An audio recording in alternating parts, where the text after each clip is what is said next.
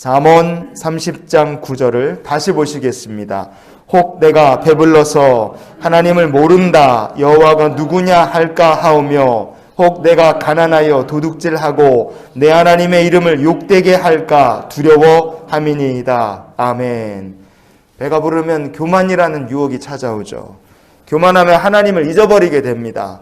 이런 영혼의 시험이 배가 부름에서 시작돼요. 그런데 그 반대로 배가 부른 것이 아니라 너무 가난해도 우리의 심령에 많은 유혹이 찾아오게 되어 있습니다. 의인이라고 할지라도 너무 가난하다 그러면 이런 유혹을 받을 수밖에 없습니다. 시편 125편의 3절과 4절을 같이 보시겠습니다. 악인의 규가 의인들의 땅에서는 그 권세를 누리지 못하리니 이는 의인들로 하여금 죄악에 손을 대지 아니하게 함이로다. 여호와여 선한 자들과 마음이 정직한 자들에게 선대하소서. 아멘. 저는 항상 성도들이 큰 복 받기를 늘 기도하고 있습니다. 그리고 저도 저희 가정도 저희 아이들도 큰 복을 받기를 하나님께 항상 기도합니다. 왜냐? 왜 우리에게 하나님의 큰 축복이 필요하냐? 그것은 너무 가난에 찌들려 살면요. 심성이 착하고 말씀대로 살려고 소망하는 의인이라 할지라도 악인처럼 죄악에 손을 대고 싶은 유혹을 받기 때문에 그렇습니다. 우리가 성전에 늘 올라가며 하나님께 성전에 올라가는 예배를 드리면서 하는 예배자다. 그러면 우리가 두 가지를 노래하면 될 것 같아요. 하나는 하나님 성전에 올라갈 때마다 예배의 은혜를 내려주시옵소서. 우리가 그것을 기도하고요. 동시에 이 성전에 올라가는 노래에서 고백하는 것처럼 하나님 우리의 삶에 물질과 일용할 양식과 필요를 채우시며 하나님께서 선대하여 주시기를 기도하며 사는 우리 모두가 될 수 있기를 원합니다. 예배드리는 성도가 잘 살아야 되잖아요.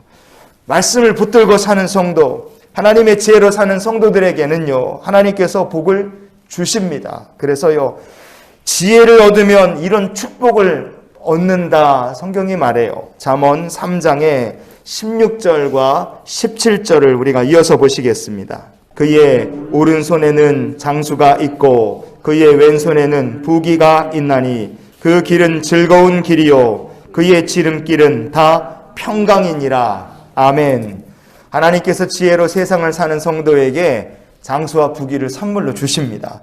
지혜로 세상을 사는 사람은 그 인생이 즐거운 줄 믿습니다. 세상에서 일이 잘 풀리지 않아서 막 뱅뱅 돌고 헤매는 인생이 아니에요. 마치 지름길로 가는 것처럼 하나님께서 평강한 길로 인도하십니다. 왜 이렇게 하나님의 지혜 가지고 사는 사람은 형통할 수 있느냐? 배부르다고 해서 하나님을 잊어버리지 않고 가난하다고 해서 하나님을 원망하고 죄의 유혹에 넘어가 사는 인생이 아니라 하나님만 바라보며 믿음의 원칙 가지고 사는 사람에게는요, 하나님께서 이 땅을 사는 동안에 재물 얻을 능력을 주시기 때문에 그렇습니다. 미국 사람들 집에 가보면 집에 아기자기한 장식품들로 장식을 많이 해놨고 이게 테이블 같은데 이게 식구들 사진 넣은 조그만 액자들을 몇십 개씩 이렇게 놓은 집들도 있습니다. 그런 작은 액자, 집에 두는 수공예 장식품, 성탄절 같은 데 되면 갖다가 장식 거는 장식품들이나 성탄 트리 이런 것 파는 하비로비라는 그런 샵이 있습니다. 하비로비. 이 회사를 창업한 사람이 누구냐? 데이비드 그린이라는 분인데요. 그가 1971년도에 미국의 오클라호마 시티라는 곳에서요, 다른 사람 주차장 차고 한 칸을 빌려서 사업을 시작했어요. 근데 사업을 시작하려면 자본금이 있어야 되는데 자본금 가진 게 없으니까 남에게 $600를 빌려다가 회사를 창업하고 이제 수공예 작품을 이제 파는 회사를 만든 겁니다. 가진 것 없이 시작한 사업이지만 이분에게는 사업을 시작하면 한 가지 확고한 신앙의 원칙이 있었어요. 그가 어떤 신앙의 원칙을 세우느냐?